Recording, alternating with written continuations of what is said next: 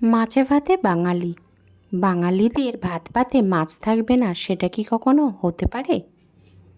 নমস্কার বন্ধুরা, blogs and cook with চন্দনা চ্যানেলে সবাইকে স্বাগত জানিয়ে আজকে চলে এসেছি আরও একটি নতুন রেসিপি নিয়ে।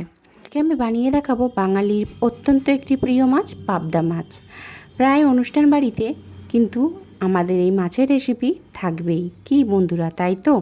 তো চলো বেশি না কথা বলে আজকে রেসিপিটা শুরু করা যাক। দেখো বন্ধুরা, এখানে আমি মিডিয়াম সাইজের পাবদা মাছ নিয়ে ভালো করে কেটে ধুয়ে বেছে নিয়ে চলে এসেছি।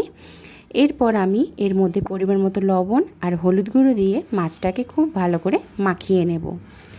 পাবদা মাছ খেতে কিন্তু আমরা ভীষণই পছন্দ করি, আর আজকের খুব সহজ পদ্ধতিতে তোমাদেরকে বানিয়ে দেখাচ্ছি। তো প্রথমে কড়াইতে সর্ষে তেল গরম করে নিয়ে মাছগুলো ভেজে নেব।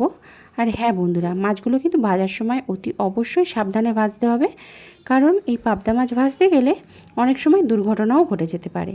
তার কারণ মাছগুলো কিন্তু ফাটে তেলের মধ্যে দিলেই, তাই খুব সাবধানে ভেজে তুলে নিতে হবে। এইভাবে দেখো বন্ধুরা, আমি মাছগুলো ভেজে নিলাম, বাকি মাছগুলোও কিন্তু আমি ভেজে তুলে নিয়েছি। খুব সামান্য উপকরণ দিয়ে মাছটা আজকের আমি বানাবো। তো দেখো বন্ধুরা, এখানে আমি নিয়েছি সর্ষে, পোস্ত আর দুটো কাঁচা লঙ্কা বেটে একটা পেস্ট বানিয়ে নিয়েছি। এরপর মাছগুলো ভেজে নেওয়ার পর যেই তেলটা অবশিষ্ট থাকবে সেই তেলের মধ্যে দিয়ে দিলাম কালো জিরে। তারপর দিয়ে দেবো একে একে সব মশলাগুলো, আর এখানে কিন্তু গ্যাসের আঁচটা অতি অবশ্যই লোতে রাখতে হবে। তো চলো মশলাগুলো অ্যাড করা যাক। প্রথমেই দিয়ে দিলাম পরিমাণ মতো হলুদ গুঁড়ো, লঙ্কার গুঁড়ো আর পরিমাণ মতো লবণ। তারপর আমি দিয়ে দিলাম কয়েকটা চেরা কাঁচা লঙ্কা। দেওয়ার পর আমি এখানে যে পেস্টটা বানিয়ে রেখেছিলাম সেই পেস্টটা এই তেলের মধ্যে দিয়ে দিলাম। দিয়ে খুব ভালো করে নাড়াচাড়া দিয়ে একটু কষিয়ে নেবো যতক্ষণ না তেলটা ছেড়ে আসছে। দেখো বন্ধুরা, কষাতে কষাতে আমার কিন্তু তেলটা ছেড়ে এসেছে। এরপর ওপর থেকে সামান্য অল্প একটু চিনি ছড়িয়ে দেবো।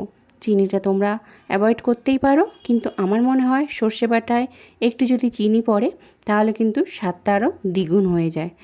তো বন্ধুরা, আমার কিন্তু সর্ষেটা কষানো হয়ে গেছে, বেশি কষাবো না তাহলে কিন্তু তেতো হয়ে যাবে। তেল ছেড়ে এসেছে। এবার আমি এই অবস্থায় দিয়ে দিলাম পরিমাণ মতো জল। জলটা একটু ফুটতে সময় দেব। যখন ঝোলটা ফুটে আসবে এরপর আমি এর ওপরে সব মাছগুলো একে একে ছেড়ে দেব, দিয়ে মাছটাকে খুব ভালো করে ফুটিয়ে নেব। খুব সহজেই বানানো হয়ে গেল না সর্ষে পাবদার ঝাল।